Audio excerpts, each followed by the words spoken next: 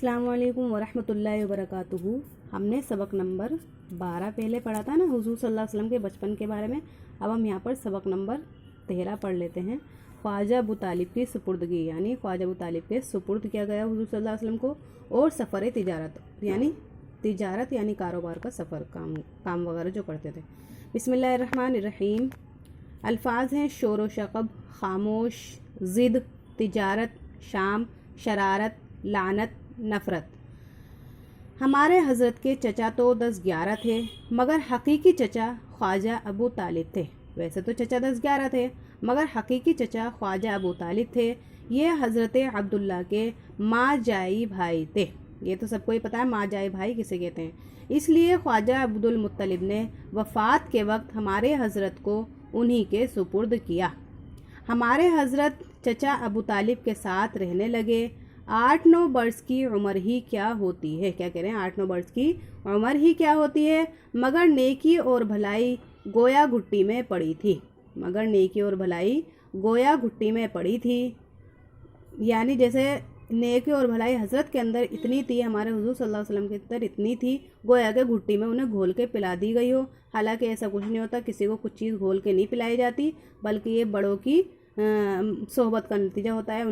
उनके बड़े जैसे आजकल हम करेंगे, ऐसे हमारे बच्चे करेंगे। तो ऐसे हुजूर सल्लल्लाहु अलैहि वसल्लम की तरबियत थी, इसी तरीके से हुजूर सल्लल्लाहु अलैहि वसल्लम की आदतें थीं। और हुजूर सल्लल्लाहु अलैहि वसल्लम की आदत और तारीफ़ें मतलब इतनी है कि अगर इंसान पढ़ने बैठ जाए तो दिन का पता ना चले कि कहाँ हुजूर सल्लल्लाहु अलैहि वसल्लम की तारीफ़ें ख़त्म हो रही हैं।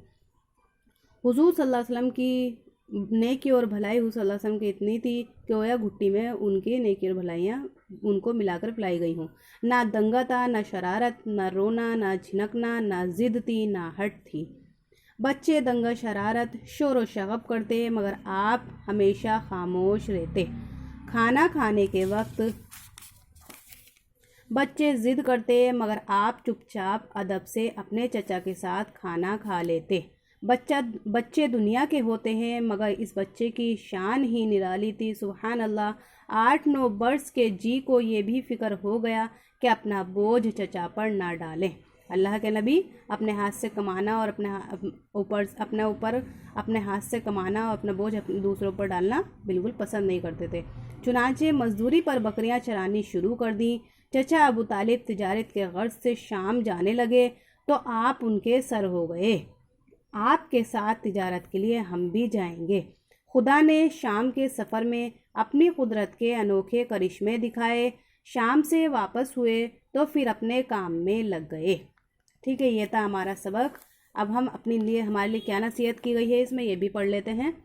नतीजा देखो बच्चों, तुम भी शरारत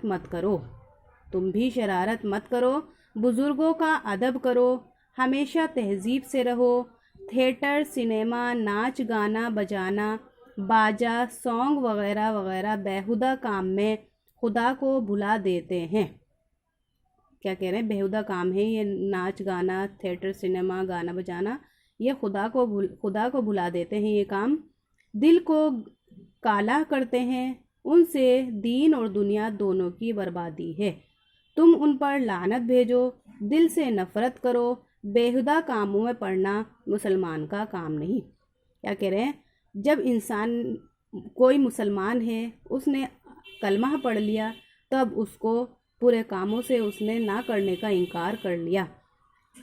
तो हमारे लिए ज़रूरी है कि हम इन सब कामों को छोड़ दें, बेहुदा रस्मों को छोड़ दें, बेहुदा कामों को छोड़ दें, और अल्लाह ने जिस काम को हुक्म हमें दिया है हम उन कामों में लग जाएं। सवालात: शाम क्या है और कहाँ है? शाम जो है एक मुल्क का नाम है, और क्या है, ये एक मुल्क का नाम है शाम, और ये मदीना में है ना। अब्दुल मुत्तलिब के कितने बेटे थे? हमारे हुजूर सल्लल्लाहु अलैहि वसल्लम के चचा तो 10-11 थे, मगर हकीकी चचा जो थे अबू तालिब ही थे, और अब्दुल्ला के माजाई भाई थे ये हज़रत। हमारे हज़रत को ख्वाजा अबू तालिब के सुपुर्द क्यों कर दिया था? तो ये रहा, हमारे हज़रत को उनके ख्वाजा अब्दुल मुत्तलिब की वफ़ात के बाद हमारे हज़रत को उन्हीं के सुपुर्द कर दिया था, अबू तालिब के सुपुर्द। हकीकी चचा का क्या मतलब है, यानी सगे चचा। हमारे हज़रत ने ख्वाजा अबू तालिब के साथ शाम का सफ़र क्यों किया? जब चचा अबू तालिब तिजारत के गर्ज से मुल्क शाम जा रहे थे تو آپ بھی ان کے سر ہو لیے۔ شام کا سفر کا کیا نتیجہ رہا؟ شام کا نتیجہ یہ رہا کہ خدا نے اس سفر میں اپنے قدرت کے خوب انوکھے کرشمے دکھائے۔ اللہ کے نبی کی برکت تھی یہ بھی کہ اس سفر میں تمام مال اچھی قیمت سے جلد ہی فروخت ہو گیا تھا۔ تو یہ تھی حضور صلی اللہ علیہ وسلم کی برکت، ہے نا۔ اور یہ تھا ہمارا سبق خواجہ ابو طالب کی سپردگی۔ تو ٹھیک ہے، ویڈیو آپ کو اچھی لگے تو لائک کریے گا، چینل کو سبسکرائب کریے گا آپ نئے ہیں تو، اور بنے رہیے گا ہمارے ساتھ فری اردو کورس میں۔ تو ملتے ہیں نیکسٹ ویڈیو میں آگے سبق کے ساتھ، جب تک اللہ حافظ، السلام علیکم۔